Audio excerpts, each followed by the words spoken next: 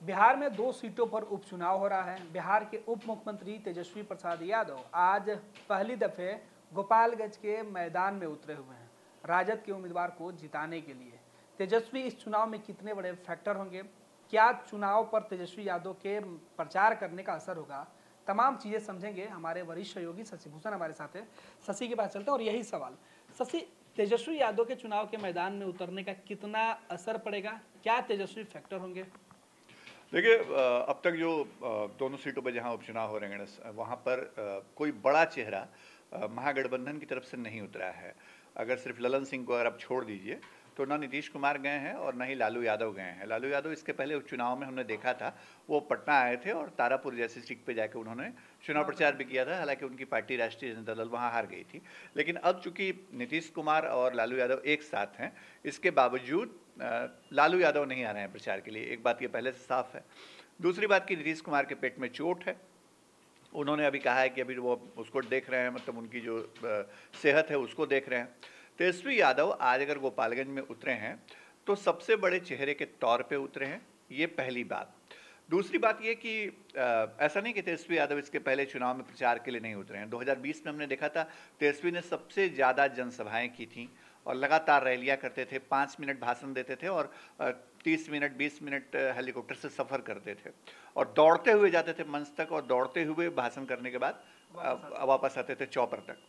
तो तेजस्वी ने बड़ी मेहनत की थी 2020 के विधानसभा चुनाव में, लेकिन उस समय वो लीडर ऑफ अपोजिशन थे, नेता प्रतिपक्ष थे। आज तेजस्वी यादव बिहार के उप मुख्यमंत्री हैं और पहली बार उप मुख्यमंत्री रहते हुए तेजस्वी यादव किसी चुनावी मैदान में उतरे हैं प्रचार के लिए, अपने उम्मीदवार के लिए दम दिखाने के लिए। इसके पहले जब तेजस्वी यादव 2015 में डिप्टी सीएम बने थे, 2017 तक किसी चुनाव में कोई उपचुनाव हुआ नहीं था और तेजस्वी यादव किसी चुनाव में उतरे नहीं थे। ना तो लोकसभा का चुनाव हुआ, ना विधानसभा का चुनाव हुआ। लेकिन डिप्टी सीएम रहते हुए तेजस्वी यादव के लिए ये पहला चुनाव है, पहली बात।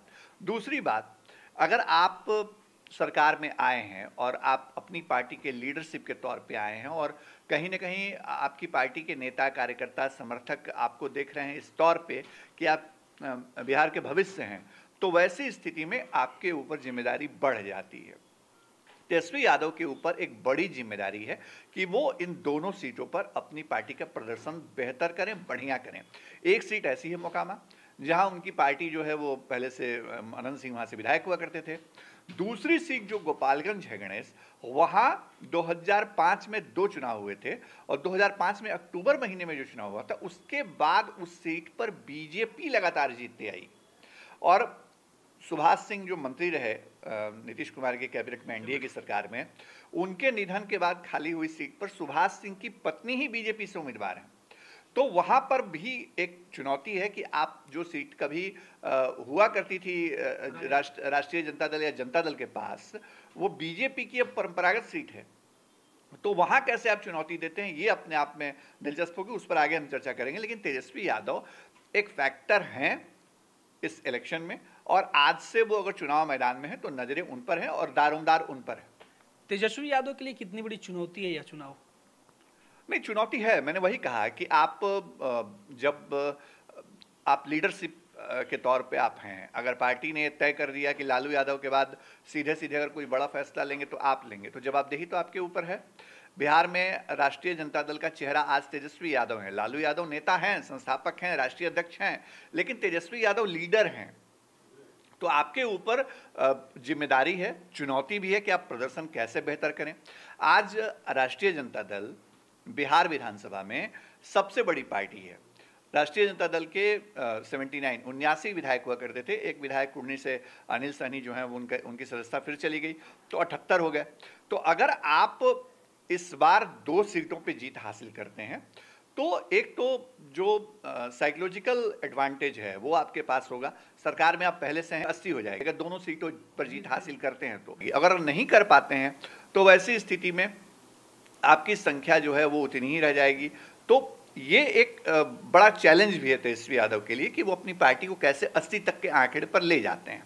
हालांकि इसमें उनकी जो पार्टी है उनके विधायकों के साथ साथ जो AIM से आए वो विधायकों की भी संख्या है, लेकिन उससे कोई फर्क नहीं पड़ता है। राजनीति में आंकड़े महत्वपूर्ण होते हैं और विधानसभा के अंदर तेजस्वी यादव अभी सबसे बड़े राजनीतिक दल के नेता हैं। गणेश, शशि, दोनों सीटों पर जो उम्मीदवार उतारे गए हैं उनके चयन को लेकर जो दाव लगाया गया कितना सटीक है? देखिए, मोकामा में बहुत कोई ऑप्शन नहीं था। ये तय थी बात पहले से कि आपको मोकामा में अनंत सिंह चूंकि लड़ नहीं सकते हैं चुनाव, तो उनके परिवार में ही टिकट देनी है। तो जब तेजस्वी यादव ने घोषणा नहीं की थी तो नीलम देवी उसके पहले से उतर गई थी मैदान में, अनंत सिंह की पत्नी, और वो लालटेन का पट्टा लेके उतरती थी। बहुत जेडीयू के नेताओं ने बड़ा दांव खेला वहाँ पे। जेडीयू के नेता जिलाध्यक्ष वहाँ से कहते रहे कि इस सीट पे हमारा दावा है। राष्ट्रीय नेतृत्व या प्रदेश नेतृत्व के स्तर पे किसी ने कुछ नहीं कहा, लेकिन वहां कोई विकल्प नहीं था। वहां तो अनंत सिंह की पत्नी को ही टिकट मिलना था या उनके परिवार, मतलब वो जिससे कहते उसको टिकट मिलता। तो वहां जो है वो बहुत ऑप्शन नहीं था, पहली बात। दूसरी बात यह कि मोकामा में 2020 के अंदर अनंत सिंह ने जब जीत हासिल की, उस वक्त तेजस्वी यादव ने एक सोशल इंजीनियरिंग वाली बात कही, A to Z वाली बात कही। उन्होंने कहा कि यादवों के साथ भूमिहारों को कभी जोड़ के देखा नहीं जाता था। मोकामा एग्जाम्पल है, आप देख लीजिए, यादव और भूमिहार साथ आए। अनंत सिंह की जीत में एक मैसेज था। यही बात उन्होंने बोचहा के उपचुनाव में कही कि A to Z की पार्टी है। तो वहां एक सोशल इंजीनियरिंग वाला फैक्टर और भूमिहार यादव वोट को एक साथ करने वाली बात, तेजस्वी यादव वहां से मैसेज भी देना चाहते हैं बार बार। तो इसलिए वहां वो फैसला था। वहां अगर जीत होती है अनंत सिंह की, जिनके पास अभी बढ़त भी दिख रही है, तो अनंत सिंह की जीत से ये मैसेज जाएगा कि तेजस्वी यादव जो कहते हैं कि A to Z वाली बात, तो चलिए हमारे साथ भूमिहार, राजपूत, माफ कीजिएगा, यादव दोनों जुड़े हुए हैं। लेकिन गोपालगंज में जिस उम्मीदवार के ऊपर दांव लगाया तेजस्वी यादव ने लगाया है, वो जिस तबके से आते हैं, वो एक एक्सपेरिमेंट है अपने आप में। वो एक प्रयोग कह सकते हैं कि उन्होंने एक वैश्य समाज से आने वाले उम्मीदवार व्यक्ति को उम्मीदवार बनाया। और ये सबको पता है कि बिहार में जो राजनीतिक खेल होता है या राजनीति जिस तरह की होती है, उसमें वैश्य वोटर बीजेपी के साथ माने जाते हैं। बीजेपी के साथ हमेशा से उनका जुड़ाव रहा है। तो तेजस्वी यादव ने कहीं ना कहीं सेंधमारी करने की कोशिश की है, वहां से उस तबके के उम्मीदवार को खड़ा करके जो बीजेपी के कैडर के तौर पे जिसको देखा जाता है, जिसका वोटर बीजेपी के साथ जुड़ा हुआ देखा जाता है। तो एक तो ये दांव। दूसरी बात ये कि वहां पर तेजस्वी यादव जो एक्सपेरिमेंट कर रहे हैं, उस एक्सपेरिमेंट में उनको लगता है कि जिस उम्मीदवार के ऊपर उन्होंने दांव लगाया है वो दांव सही साबित होगा, गणेश सम्राट। और इसलिए शायद तेजस्वी एक तरफ जहां A to Z वाली बात को साबित करने के लिए मोकामा में कैंडिडेट के साथ हैं, मतलब अनंत सिंह के पत्नी के साथ हैं, तो वहां पर मोहन गुप्ता जो उम्मीदवार हैं उनको लेकर के आए हैं बीजेपी के कैडर वोट में सेंधमारी के लिहाज से। गणेश, शशि, मोकामा में खासतौर पर देखें क्योंकि वो सीट भूमिहार बहुल इलाका है, वहाँ से कई दफ़े भूमिहार समाज से आने वाले अनंत सिंह लगातार चुनाव जीतते रहे हैं। तेजस्वी यादव के लिए मोकामा या फिर मोकामा के लिए तेजस्वी यादव कितने बड़े फैक्टर साबित होंगे? देखिए, मोकामा के अगर आप गणित को देखिएगा तो वहाँ जो वोटों की संख्या है वो तकरीबन 3.25 लाख है, और 3.25 लाख की जो संख्या है उसमें सबसे ज़्यादा वोटर्स जो हैं वो भूमिहार जाति से आते हैं। 60,000 से ज़्यादा उनकी तादाद है, और इसीलिए कहा जाता है कि मोकामा में सिक्का उसी का चलता है जिसके साथ भूमिहार रहते हैं। लेकिन वहाँ दूसरी जातियों को अगर आप देखेंगे तो वहाँ पर यादव वोटर्स की भी अच्छी खासी तादाद है। तेजस्वी यादव के साथ यादव वोटर्स इंटैक्ट हैं, ये बात सबको पता है। और यादव जाति के लिए बात कही जाती है कि उनको जिस स्तर पे जो लीडरशिप दिखता है वो उसके पीछे आ जाते हैं। तो लालू यादव के बाद तेजस्वी यादव को यादवों ने अपना नेता माना है, कोई संदेह नहीं है। आप सरकार में हैं, सत्ता में है तेजस्वी यादव, डिप्टी सीएम हैं। आप 2020 को देखिए, जब वो नीतीश कुमार को गद्दी से उतारने की मुहिम में थे, उस दौर में भी मोकामा में अनंत सिंह ने अगर जीत हासिल की तो ये कहा गया कि भूमिहार और यादवों का गठजोड़ था।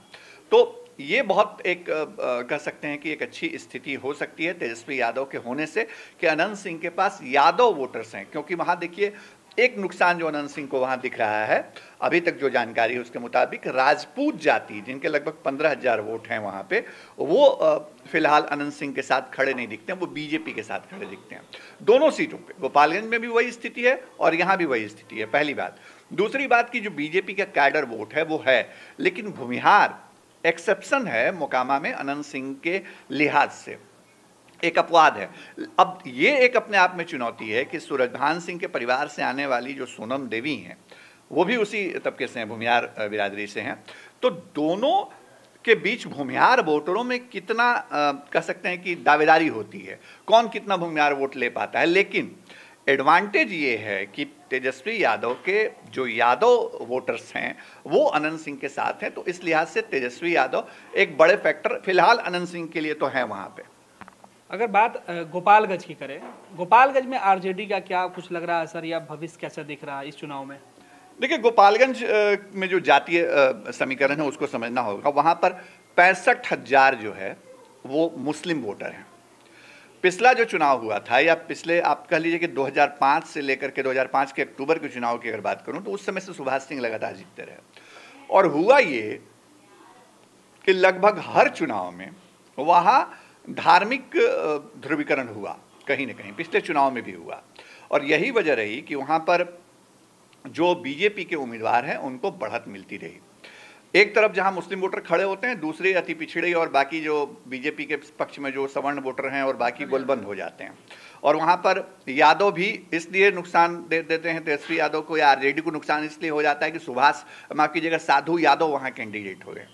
आप 2020 के नतीजों को देखिए। 2020 में सुभाष सिंह जब जीते चुनाव वहां से, तो उनके बाद सेकंड नंबर पे दूसरे उनके जो मतलब रनर थे वो कोई आरजेडी या मतलब कांग्रेस के वहां उम्मीदवार थे, वो नहीं थे, वो तीसरे नंबर पे थे।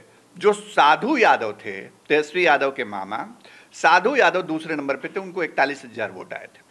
तो इस लिहाज से वहां पर यादव वोटरों में अगर साधु यादव सेंधमारी करते हैं, लेकिन 65,000 वोट अगर मुसलमानों के हैं, तो इस बार उसमें एक बड़ा हिस्सा तेजस्वी यादव के पास रहेगा, मतलब आरजेडी के पास रहेगा, यह तय मानिए। हालांकि जो ओवैसी की पार्टी है वो वहां से है कैंडिडेट, लेकिन जो सीमांचल वाली परिस्थिति है वो परिस्थिति गोपालगंज में नहीं दिखती है, पहली बात।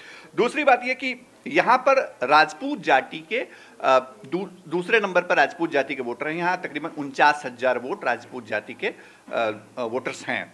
और ये वोट जो है वो सीधे सीधे बीजेपी के पास है, क्योंकि बीजेपी का कैंडिडेट मतलब कुसुम देवी जो सुभाष सिंह की पत्नी है वो उसी जाति से आती हैं, और सुभाष सिंह ये वोट हमेशा लेते रहे हैं वहां पे। पहली बात।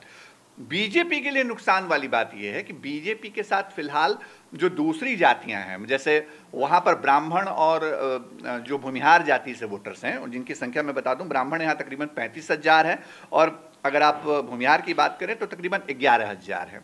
ये दोनों जो वोटर्स हैं, इनको माना जा रहा है कि ये थोड़ा कनेक्ट नहीं कर पा रहे हैं फिलहाल अभी की जो स्थिति है वो बीजेपी के कैंडिडेट के साथ, क्योंकि राजपूत जाति को लेकर रिएक्शन ये रहा है कि राजपूत जाति के वोटर्स ने पिछले चुनाव में बैकुंठपुर जैसी सीट पर, जहां ब्राह्मण जाति से आने वाले मिथिलेश तिवारी उम्मीदवार हुआ करते, तो वहां पूरा सपोर्ट नहीं किया था, मंजीत सिंह को सपोर्ट कर दिया था जो निर्दलीय खड़े हुए थे वहां पे। तो ये एक स्थिति है, लेकिन इसके डैमेज कंट्रोल में तमाम नेता लगे हुए हैं, तमाम लोकल नेताओं को लगाया गया है, तो बीजेपी इस पर एक्सरसाइज कर रही है। तेजस्वी यादव के पास एडवांटेज कहां है गणेश, मैं उसकी बात करना चाहूंगा। 47,000 यादव वोट गोपालगंज में हैं जो तीसरे नंबर पे आते हैं, और इसके अलावे वैश्य वोटरों की तादाद 38,000 है। इस 47,000 में जो परसेंटेज ऑफ पोल वोटर्स होगा वो आरजेडी के पास होगा, और 38,000 जो वैश्य वोटर हैं जिन पर बीजेपी अपना एक समय में सिर्फ एकाधिकार समझती थी, वो इस बार टूटेगा, क्योंकि वैश्य उम्मीदवार हैं मोहन गुप्ता वहां पे। हालांकि उनको लेकर के कंट्रोवर्सी अभी चल रही है वहां पे, उनका मामला एक पहुंचा है चुनाव आयोग में, उनके एफिडेविट को चुनौती दी गई है, 1 नवंबर को उस पर सुनवाई होनी है। ये सारी चीजें अलग हैं, लेकिन बीजेपी के लिए वहां इंटरनल जो चुनौतियां हैं, आंतरिक चुनौतियां अपने वोटर्स के बीच या अपने कैडर वोट बैंक के बीच, वो है एक तरफ, और दूसरी तरफ जो तेजस्वी यादव हैं उनके पास एडवांटेज ये है कि उनके पास वहां पर मुसलमान वोटर हैं, यादव वोटर हैं। हालांकि यादव वोटरों में साधु यादव एक चुनौती है। साधु यादव की पत्नी इंदिरा यादव जो तेजस्वी की मामी हैं, वो चुनाव लड़ रही हैं, और उनको हल्के में नहीं लेना होगा। तेजस्वी यादव जितना भी इंदिरा यादव वोट लाएंगी वो तेजस्वी यादव को नुकसान करेंगी, मतलब तेजस्वी यादव के वोटर्स में से वो सेक्शन जाएगा। और पिछले चुनाव में चूंकि कांग्रेस के पास सीट थी तो वहां उनकी स्थिति पतली हो गई थी कांग्रेस के उम्मीदवार की, गफूर वहां उम्मीदवार थे, लेकिन इस बार कांग्रेस नहीं है, इस बार आरजेडी है। तो यहां फायदा यह मिल सकता है आरजेडी के उम्मीदवार को कि तेजस्वी यादव वहां कैंपेन करें, आज कैंपेन कर रहे हैं। दूसरी बात कि तेजस्वी यादव के उम्मीदवार चूंकि वहां हैं, राष्ट्रीय जनता दल के उम्मीदवार हैं, तो वहां जो साधु यादव के पास पिछली बार चले गए थे यादव वोटर, वो इस बार तेजस्वी यादव के साथ स्टैंड ले सकते हैं। तो ये परिस्थितियां बनती हैं गोपालगंज में। हर जगह चुनौती है, हर सीट पे कांटे का मुकाबला फिलहाल दिख रहा है। हम यहां बैठ के नहीं बता सकते हैं, लेकिन हमने आंकड़ों के लिहाज से अपने दर्शकों को बताया कि दरअसल क्या स्थिति है और तेजस्वी यादव कितना बड़ा फैक्टर साबित हो सकते हैं इस चुनाव में। गणेश, शशि, उपचुनाव के अगर नतीजे आते हैं, इसका असर बिहार की सियासत पर कितना पड़ते हुए दिखेगा?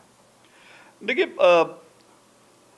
मैंने कहा कि सरकार न बननी है न बिगड़नी है। उपचुनाव 2 सीटों पे हो रहा है, ऐसा नहीं है कि कोई बहुत बड़ा नंबर गेम होना है। लेकिन एक बात जरूर है कि तेजस्वी यादव अगर वो जीत करके चुनाव 2020 में नहीं बन पाए डिप्टी सीएम या मुख्यमंत्री, लेकिन डिप्टी सीएम बन गए। बिहार में नीतीश कुमार की राजनीति बदलने की जो कला है, उसके बूते वो बिहार में डिप्टी सीएम बन गए। लेकिन अगर वो चुनाव जीतते हैं, ये उपचुनाव जीतते हैं, उनके डिप्टी सीएम बनने के बाद ये पहला उपचुनाव है और वो चुनाव जीतते हैं, तो वाकई ये मैसेज आरजेडी दे पाएगी कि भाई तेजस्वी यादव के लीडरशिप को बिहार की जनता ने कबूल कर लिया। अगर नहीं दे पाएंगे तो या चुनाव में हार होती है या आप एक सीट जीतते हैं, एक पे आप हारते हैं, तो उन परिस्थितियों में बीजेपी यह कहने की स्थिति में होगी कि तेजस्वी क्रिएटेड लीडर हैं, ना कि वो नेचुरल लीडर हैं। तो ये एक स्थिति बनेगी।